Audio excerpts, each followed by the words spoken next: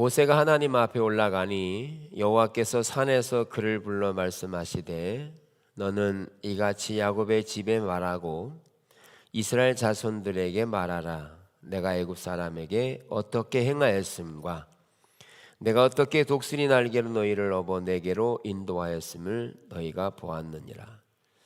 세계가 다 내게 속하였나니 너희가 내 말을 잘 듣고 내 언약을 지키면 너는 모든 민족 중에서 내 소유가 되겠고 너희가 내게 대하여 제사장 나라가 되며 거룩한 백성이 되리라. 너는 이 말을 이스라엘 자손에게 전할지니라. 아멘. 지난주에부터 교회의 선교적 정체성과 역할에 대한 부분을 살펴보고 있습니다. 그래서 교회는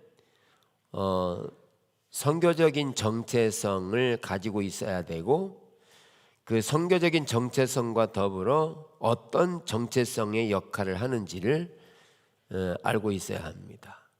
더 나아가서 우리가 선교적인 백성으로서의 성경적인 윤리를 따라서 가지고 있는 정체성이 있어야 합니다.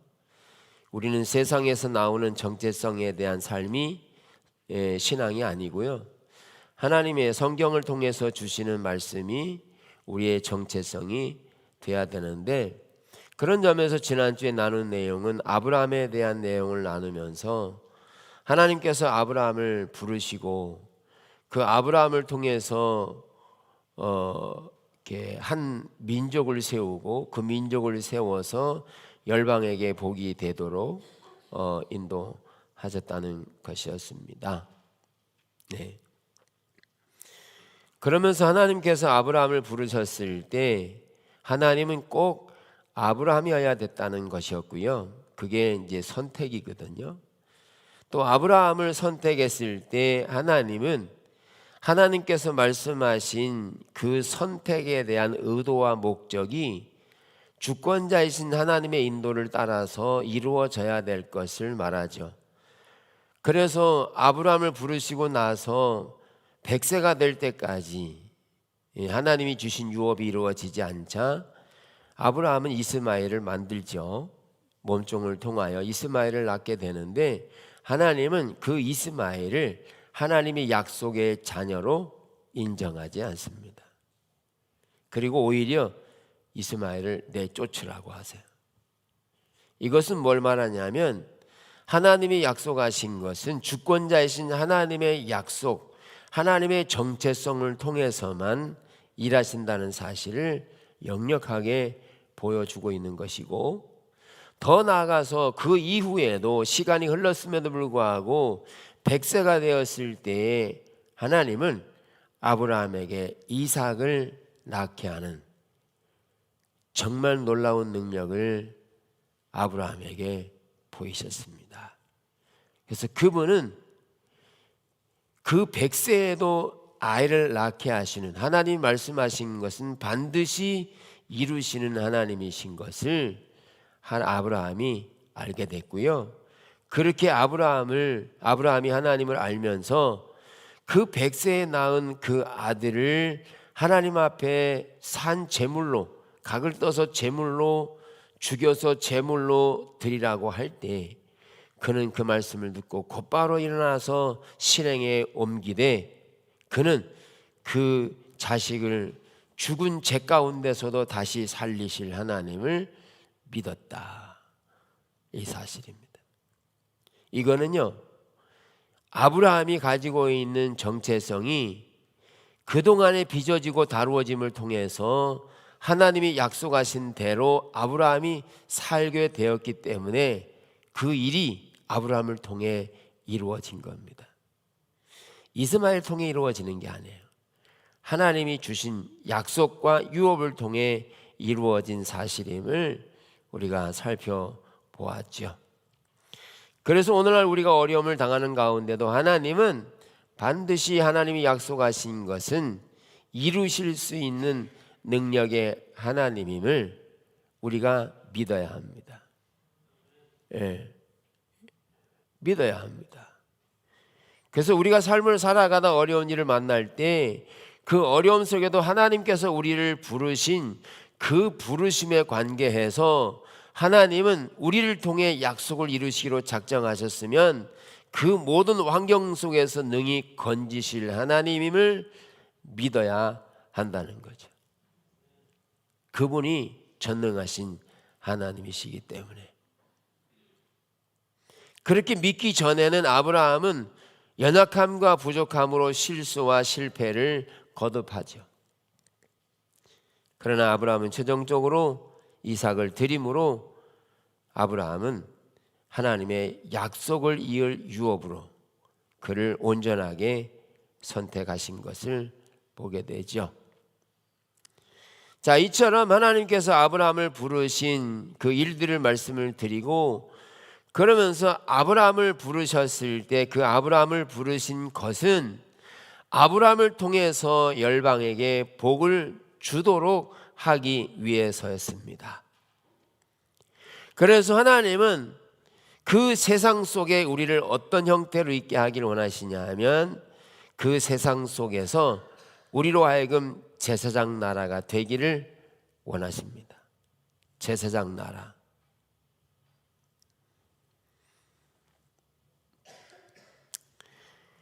그래서 창세기 12장 1절에서 3절에 나오는 내용과 출애굽기 19장에 나오는 내용은 따로 떨어져 있는 것이 아니라 이게 같은 연관성을 가지고 있고, 더 나아가서 아브라함에게 하신 약속을 출애굽기를 통해서 이루어 가셨다는 사실을 명백하게 말해주고 있습니다.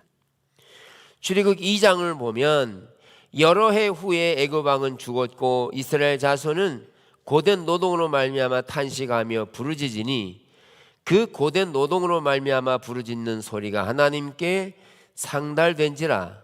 하나님이 그들의 고통 소리를 들으시고 하나님이 아브라함과 이삭과 야곱에게 세운 그의 언약을 기억하사 하나님이 이스라엘 자손을 돌보셨고 하나님이 그들을 기억하셨더라.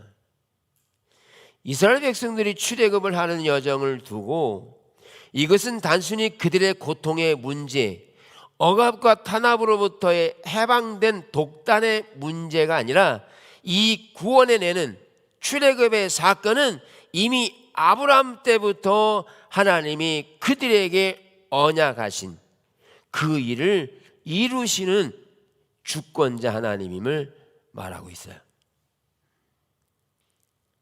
아브라함에게 약속하신 하나님은 오늘 출애굽을 하는 여정을 함께 연동시키고, 이것은 따로 떼어진 게 아니라 하나님이 아브라함에게 언약하신 것을 지금 출애굽을 통해 이루어 내신다는 사실을 설명하고 있어요. 그런데 이렇게 출애굽한 이스라엘 백성들은 단순히 그들이 고통 가운데서 해방되어 그 민족만 잘 되는 것으로 이해된 게 아니고, 하나님은 이스라엘 백성의 하나님도 되시지만 애굽의 하나님도 되신다는 사실을 설명해 주고 있습니다. 그러니까 출애굽했을 때 하나님께서는 그 애굽에서의 10가지의 놀라운 기적을 그들에게 보이시죠. 그렇죠? 왜 하나님께서는 10번이나 되는 기적을 그들에게 보이셨을까요? 그냥 장자의 죽음을 통해서 한 번 그냥 보여주시면 쉽게 될 수 있는 일을 왜 이렇게 9번이나 더 그 놀라운 능력을 하나님이 모세를 통해 보여주셨을까요? 성경은 이렇게 설명하고 있어요.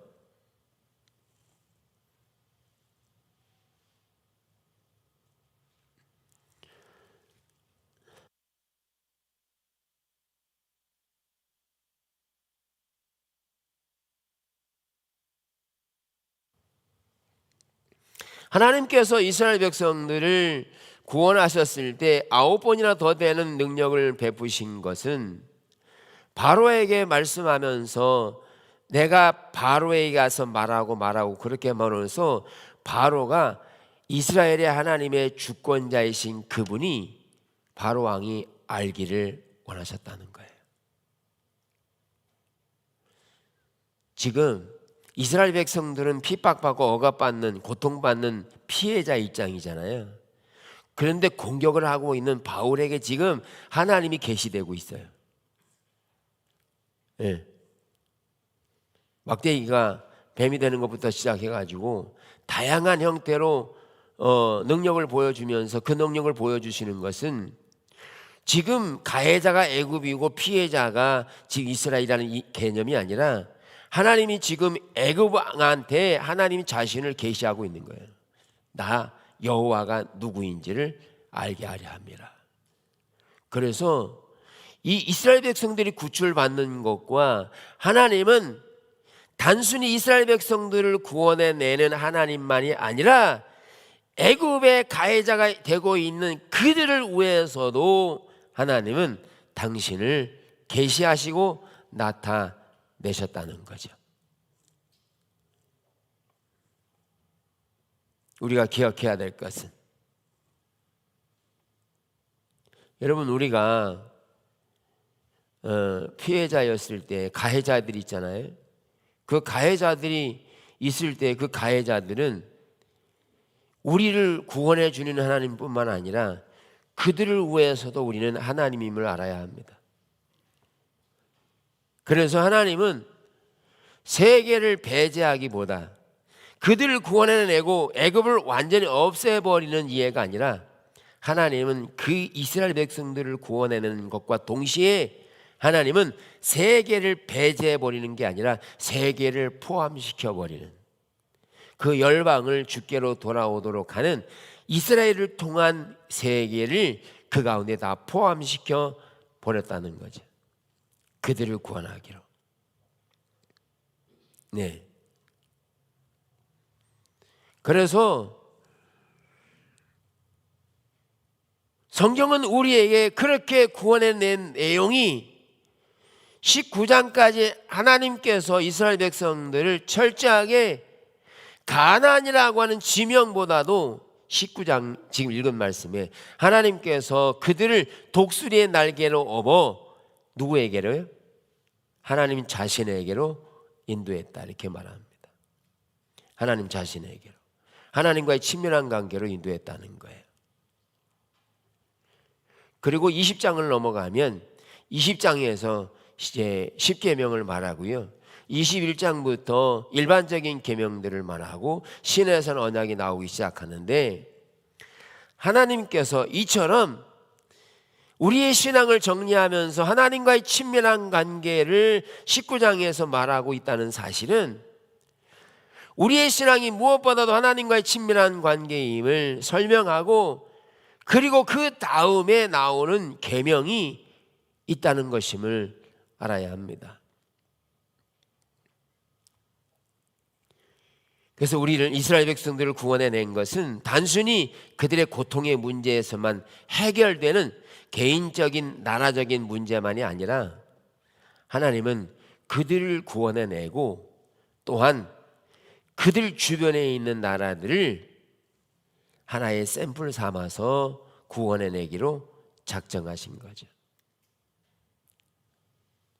그래서 우리는 구원받은 백성은 하나님의 윤리를 따라서 윤리적인 순종을 통하여 하나님께 반응해야 합니다. 그래서 여기에 나오는 세 가지의 내용을 나눌 건데요, 19장 3절에서 6절에 나오는 내용을 보면 첫째로는 하나님께서 우리를 특별한 소유로 삼으셨다라고 말하고 있어요. 어디 나오냐 하면 독수리의 날개로 너희를 업어 내게로 인도했다라고 말하잖아요. 이것은요, 하나님의 특별한 소유, 이 소유라는 말은 서굴라라고 하는 말인데, 이것은 사유 재산 또는 자산, 이런 것을 의미합니다. 즉 하나님의 소유를 말합니다. 즉 그때 당시로 말하면 왕의 재물이죠. 왕의 개인적인 재물에 속하는데, 여기에 특별한 소유는 하나님께서 우리를 불러서 하나님과의 친밀한 사랑의 교제 안에 두는 특별한 소유로 우리를 삼으셨다는 거예요. 베드로전서 2장 9절에 말하는 것처럼 우리는 왕 같은 제사장이고 특별한 소유가 됐다. 그래서 여러분은, 우리는 구원받은 백성은 하나님의 특별한 소유라는 사실을 기억하셔야 합니다. 일반적인 소유가 아니고 특별한 소유입니다. 예.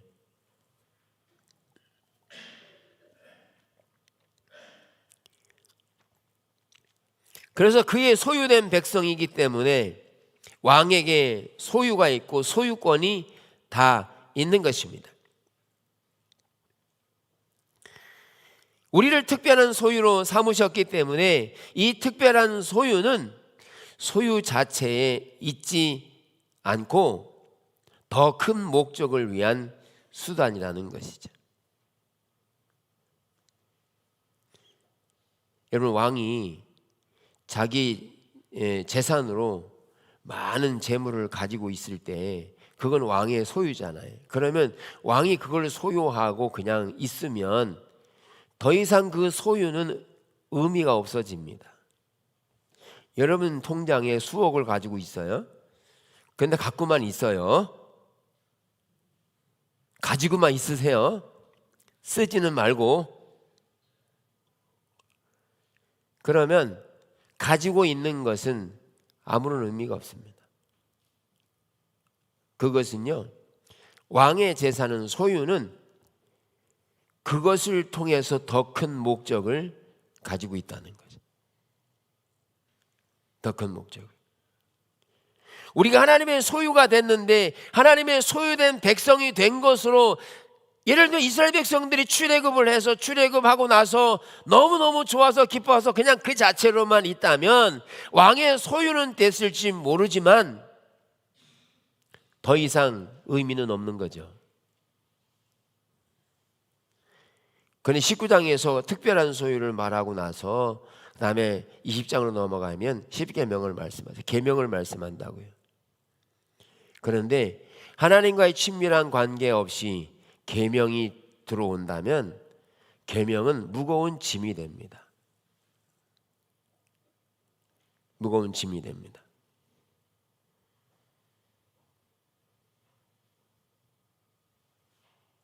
사우디아라비아에는요, 워낙 석유가 많이 나니까 거기는 세금을 안 낸답니다. 이주하시죠. 그것뿐만 아니라 교육세하고 매달 30만 원 이상씩 준답니다. 세금도 안 내고. 네.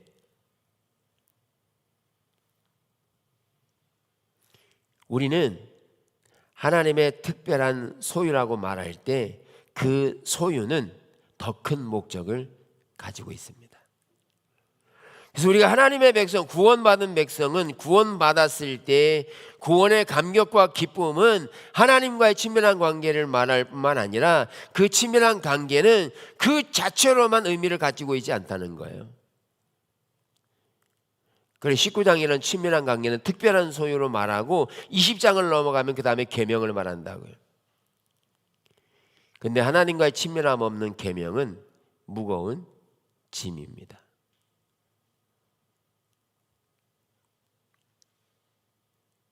예, 짐입니다. 그래서 하나님과의 친밀한 사랑의 관계가 있어야 계명도 우리에게 유익한 겁니다.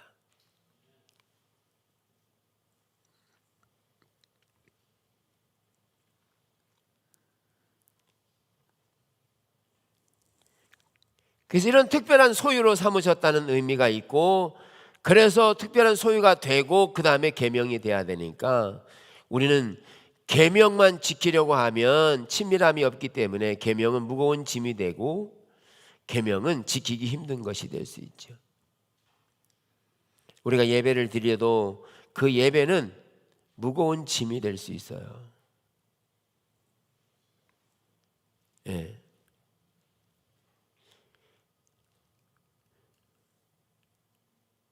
그런 요한계시록에 천상의 예배는 이렇게 말합니다. 24시간 동안 장로들이 모여서 구원받은 백성들이 모여서 뭐 하냐면 멸류관을 집었다 썼다가 던졌다가 쏟다 던졌다 이런데요. 24시간 동안. 왜냐면 예배 끝나고 집에 가셔서 집에 있는 모자 갖다가 벗었다 쏟다 벗었다 몇 번이나 해보실래요? 몇 번 하지 않아서 지겨워서 못할까? 이 뭐 하는 짓이냐? 천상이요 멸관을 썼다 벗었다 하는데 너무너무 신나고 즐거운 거예요. 왜? 주님과의 친밀한 관계 안에 사랑 안에 있을 때 그 모든 것들이 아름다우니까요.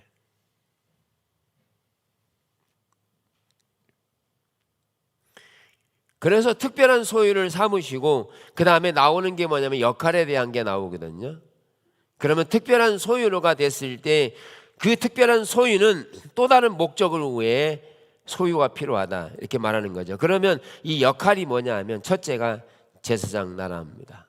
제사장 나라. 오늘 19장 4절부터 나오는 게 그거잖아요. 우리를 특별한 소유로 삼으시고 그리고 제사장 나라 삼고 거룩한 백성이 될 것을 말하죠. 그러면 이 제사장 나라에 대한 것을 살펴볼 건데 제사장은 두 가지 역할을 살펴볼 수 있어요. 첫째는 제사장은 뭐였냐면 지속적으로 하나님의 율법을 규례들을 가르치는 자였습니다. 하나님의 율례와 규례들을 지속적으로 가르치는 역할을 했습니다. 나 여호와가 모세를 통하여 모든 규례를 이스라엘 자손에게 가르치리라. 주의 율법을 이스라엘에게 가르치며 제사장에게서 율법이 난다 등 이렇게 하나님께서 제사장을 통해서 하나님의 말씀을 가르치도록 하셨다는 것입니다. 즉 제사장은 하나님의 말씀, 하나님의 길, 하나님의 명령을 하나님의 백성들에게 가르치는 임무를 부여받았습니다. 여기에는 그런 역할을 하도록 부르심을 받은 것과 또한 책임이 두 가지가 포함됐어야 했습니다. 두 가지가 다. 제사장의 역할을 할 때 우선적으로 가르치는 것은 가르칠 때 이 제사장은요 하나님 백성들에 대해서 또는 하나님께 대해서 두 가지가 다 필요했습니다. 즉 제사장으로서 백성들에게 율법을 가르칠 때 그 가르침은 하나님과의 올바른 관계를 동반해야 이게 올바른 가르침이 되죠. 근데 하나님과의 관계가 올바르지 않으면서 율법을 가르치는 것은 지식에 불과한 거죠. 그러니까 제사장의 역할은 하나님께 대해서 올바라야 되고요. 그리고 백성들 앞에서 올바라야 되었음을 말하고 있어요. 이런 장면들을 우리가 여러 차례 살펴보았잖아요. 이사야, 예레미야를 통해서 제사장들이 썩었다. 제사장들이 지금 하나님을 떠났기 때문에 그들이 여전히 제사장이었어도 가르쳤다는 거죠. 여전히. 그런데 문제는 뭐냐 하면 제사장들이 가르치긴 가르쳤는데 제사장 자체가 하나님의 의중과 의도와 목적을 몰랐기 때문에 그들은 가르치되 잘못 가르친 거죠. 이론적으로 잘못 가르쳤다는 얘기가 아니라 하나님이 의중과 의도대로 가르치지 않았다는 거죠. 그래서 내 백성이 지식이 없으므로 망하는도다. 내가 지식을 버렸으니 나도 너를 버려 내 제사장이 되지 못하게 할 것이요. 여기 내 제사장이 되지 못한다는 말은 더 이상 열방의 샘플이 되지 않을 걸 말해요. 다시 말하면 너희 민족을 보고 누구도 존경하지 않고 너는 누구도 너희 민족을 통해 하나님을 모를 거야 이런 얘기예요. 지금 우리와 비슷합니다. 우리가 다 합니다. 우리를 보고 하나님 보냐는 거예요. 무너졌잖아요.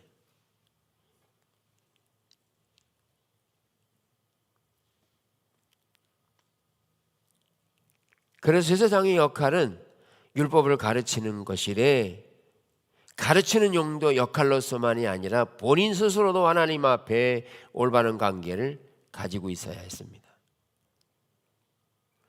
이게 하나님 앞에 매우 중요한 의미를 가지고 있죠. 이것은 속일 수가 없고요, 거짓될 수가 없어요. 이것은 하나님이 함께 하시면 반드시 하나님이 함께 하시는 열매가 나타날 수밖에 없는 거기 때문에. 그래서 제사장이 되지 못했죠. 그래서 열방으로부터 비난과 조롱과 멸시를 받죠. 나라를 빼앗기죠. 내 하나님 율법을 잊었으니. 그러니까 올바로 가르치지 못하게 율법이 어떻게 돼요? 전해지지 않죠. 가르쳐지지 않죠. 그러니까 어떻게 돼요? 지속적으로 자녀들을 잃어버리게 되는, 자녀들까지 결국은 잃어버리게 되는 거죠. 이런 형태로 나타나고 있는 모습을 보여주고 있습니다. 그래서 제사장의 역할은 매우 중요한 의미를 가지고 있고, 말씀을 전하는 게 제사장의 역할이고, 또 하나는 백성들을 대신해서 죄를 이렇게 사하는 일을 한 거죠. 예. 이스라엘 백성들의 제물을 하나님께 드리는 역할을 제사장이 한 거죠. 어떤 죄를 지은 이스라엘 백성들은 그들의 동물을 성소에 가져와서 안수하고 잡아 죽였습니다. 제사장은 그 피를 취해서 제단에 뿌렸습니다. 그런 다음에 제사장은 예배자들에게 그들의 죄가 속죄되었으며 하나님과 언약의 교제를 다시 누릴 수 있었다고 선언하고 선포했어야 했습니다. 제사장은요, 제사를 직무하는 역할을 했습니다. 그런데 이 제사를 이렇게 하게 할 때 사실 백성들의 죄를 지었을 때 다 짐승을 잡아 가지고 왔잖아요. 그러면 제사장 그 짐승을 다 잡았어야 해서 각을 떠야 되고요. 한마디로 피비린내 나는 거죠. 피 냄새 별로 안 좋아하시죠? 그런데 제사 드리는 날에는 그 제사 드리는 모든 곳이 피가 흥건했거든. 피비린내 엄청 났거든. 제사장은 그 일을 감당하는 거지. 각을 떠야 했고 피를 봐야 했고,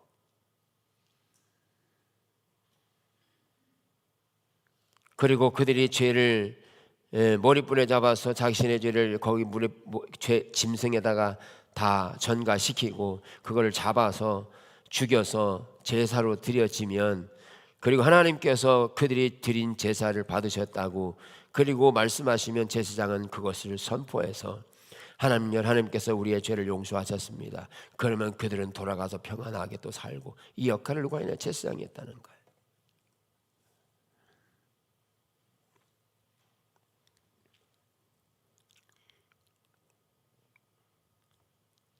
야훼의 이름으로 이스라엘 백성들을 축복하는 것이 제사장의 몫이었습니다.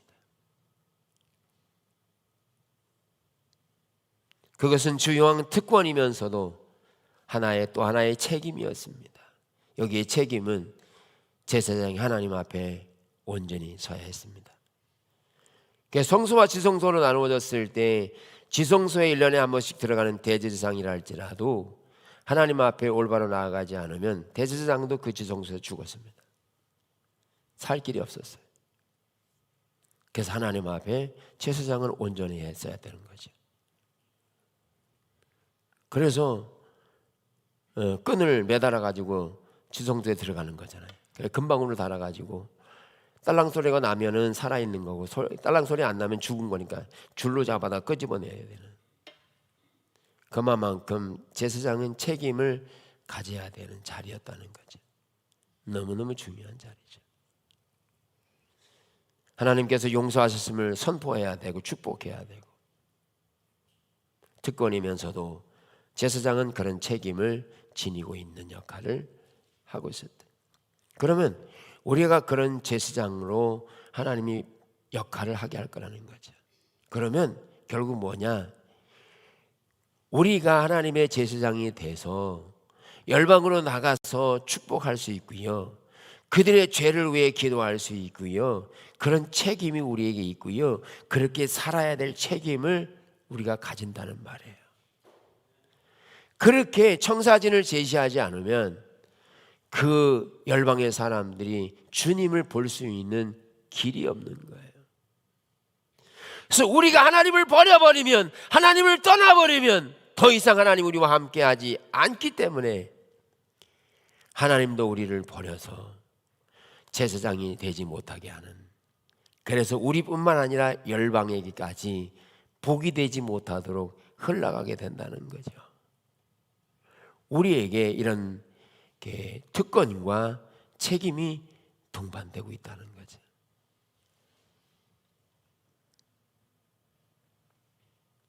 민수기 6장은 이렇게 말합니다. 여호와께서 모세에게 말씀하여 이르되 아론과 그의 아들들에게 말하여 이르기를 너희는 이스라엘 자손을 위하여 이렇게 축복하이르라.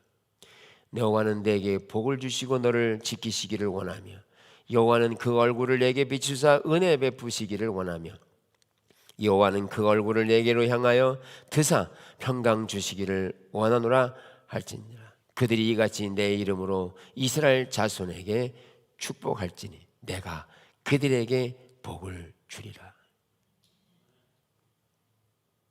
모세가 축복하는 거죠.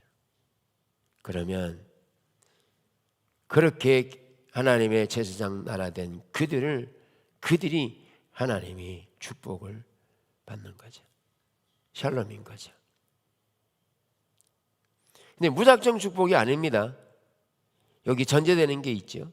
너를 복주고 복주되 내게 은혜를 베푸시되 그 얼굴을 내게로 향하고 하나님과의 친밀한 관계 안에서 그들이 복이 되는 거죠. 하나님을 떠나면 더 이상 그에게도 복이 안 되고 열방에게도 복이 되지 않는 것을 기억하셔야 합니다. 그래서 우리가 삶을 살다가 미운 사람 있으면 미운 사람을 공격해서는 안 됩니다. 왜냐하면 하나님이 그들의 하나님이기도 하시기 때문에. 더 나아가서 우리가 그리스도의 삶을, 제사장의 삶을 보여주어야 될 대상이 그들이라고요.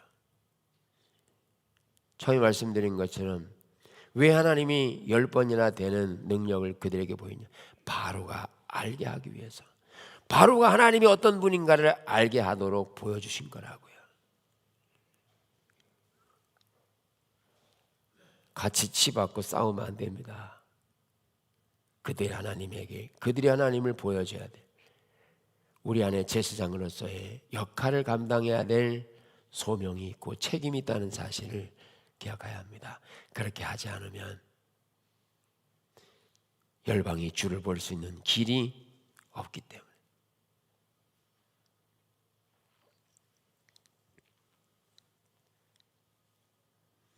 그래서 다음에 나오는 내용이 뭐냐면 하나님이 제사장 거룩하게 하는 거거든요. 이 거룩하다는 말은 제사장들이 하나님과의 특별한 가까운 관계에 살아간다는 말을 의미하고, 하나님의 거룩한 성품이 그들을 통해 특별한 방식으로 백성들에게 반사되어야 한다는 것을 말한다. 다음 주에 좀 더 이 부분은 더 살펴볼 건데요. 결국 제사장은 하나님 앞에 거룩해야 합니다. 특별하게 부르신 거룩함으로 구별돼야 합니다. 거룩하게 구별돼야 돼. 당연히 구별돼야 되죠. 그리고 구별된 것을 반사돼서 열방에 보여야 되고요. 또한 너는 그를 거룩히 여기라. 그는 내 하나님의 음식을 드림이니라. 너는 그를 거룩히 여기라. 너희를 거룩하게 하는 이는 하는 나 여호와는 거룩하니라. 그러므로 제사장들은 그들 자신이나 하나님을 위하여 거룩할 뿐 아니라 그들은 이스라엘을 위한 제사장들이기 때문에 이스라엘 백성들에게 하나님의 거룩함을 구현해 내야 할 책임을 가지고 있다는 거죠. 그러나 오늘날에는 신앙을 사유화해버렸습니다. 오늘날에는 어떤가요? 자신의 구원과 자신의 위안과 마음의 평화와 기쁨, 응답, 문제 해결을 위한 것으로 생각합니다. 그것만 되면 그것으로 만족해하고 그것이면 되는 것으로 이해하죠. 그것은 우리가 그리스도인으로서의 선교적인 백성으로서의 정체성을 잃어버린 거죠. 다만 나만 구원받으면 되고 문제 해결되고 마음의 평화만 되면 되는 게 아닌 거예요. 특별한 소유는 그렇게 구원받은 백성은 열방으로 보내어질 백성이 되어야 하는 거예요. 제사장 나라가 되어야 하는 거죠. 누가요? 우리가 제사장 나라가 되어야 하는 거예요.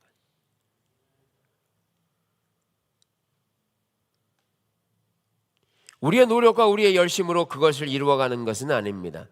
여기에 처음에 말씀드린 것처럼 이 모든 일을 아브라함 때부터 시작하신 하나님은 주권자이신 하나님께서 우리의 삶 가운데 그 일을 이루어 가실 거라는 것이죠. 그래서 우리는 많은 문제 속에 봉착하더라도 하나님이 그 가운데서 하나님의 능력으로 이루실 사실을 확신해야 합니다.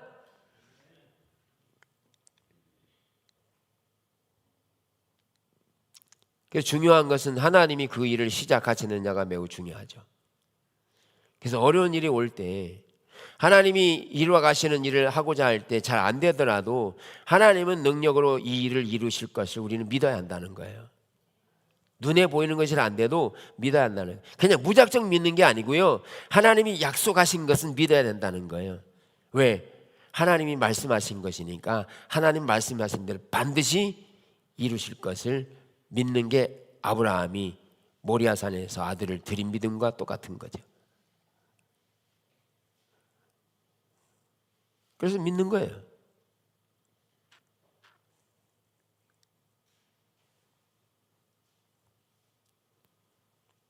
신앙을 사유하지 마십시오. 단순히 내 문제로 나만 구원받으면 돼, 내 문제 해결하면 돼, 이런 차원에서 만족하고 있는 게 아니라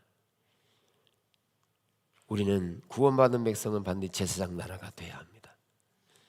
열방으로 나가야 합니다. 열방을 위한 선택입니다. 아멘. 그래서 단순히 우리 교회는 우리 교회 문제만에 우리 교회 일에만 안주하는 게 아니라 열방으로 나가서 열방의 제사장 나라로서의 역할을 해야 되는 소명을 갖는 거죠. 네.